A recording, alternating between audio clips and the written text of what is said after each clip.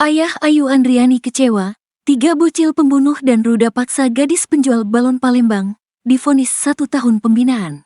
Hakim Pengadilan Negeri Palembang menjatuhkan vonis terhadap 3 terdakwa pembunuhan dan ruda paksa Ayu Andriani, 13 tahun, siswi SMP penjual balon asal Palembang.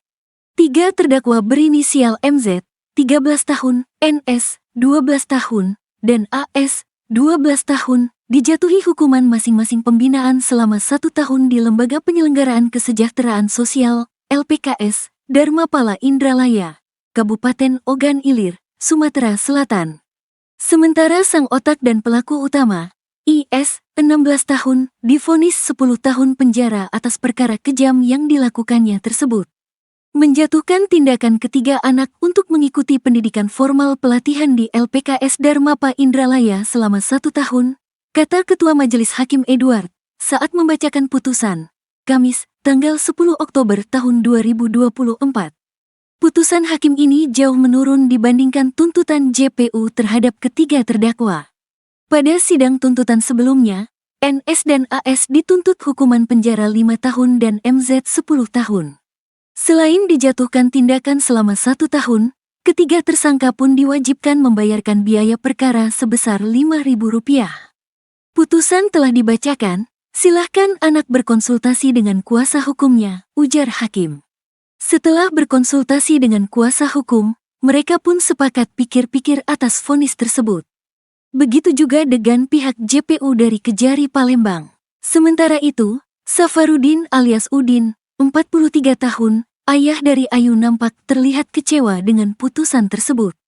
Ia yang sedari awal sidang menyimak terlihat langsung menggelengkan kepala dan mengepalkan tangan. Petugas keamanan pun terlihat mencoba menenangkan Udin agar tak terbawa emosi. Sementara itu sebelumnya, suara Safarudin bergetar usai tuntutan dibacakan terhadap terdakwa IS, 16, di ruang sidang Chandra PN Palembang. Dirinya tak menyangka bahwa JPU Kejari Palembang akan memberikan tuntutan sesuai keinginannya bahwa terdakwa dihukum mati. Tadi itu ekspresi seorang ayah, yang putri satu-satunya meninggal dengan cara tidak wajar, ungkap kuasa hukum keluarga korban dari 911 Hotman Paris, Zahra Amalia. Sebelum mendengar tuntutan mati terhadap IS, Safarudin masih sempat berkomentar atas tuntutan yang diberikan terhadap terdakwa MZ, 13, MS, 12, dan AS, 12. Dirinya keluar ruang sidang secara terburu-buru sambil menggelengkan kepala tanda kecewa. Sebagai orang tua Ayu, aku keberatan. Saya tidak ridho dunia akhirat.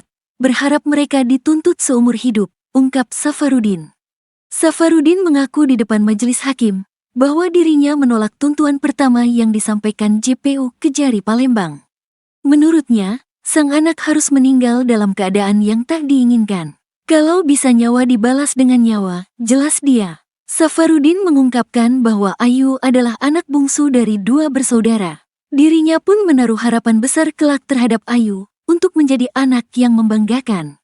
Dirinya tak menyangka, kejadian keji di kuburan Cina telah merenggut nyawa anaknya tersebut.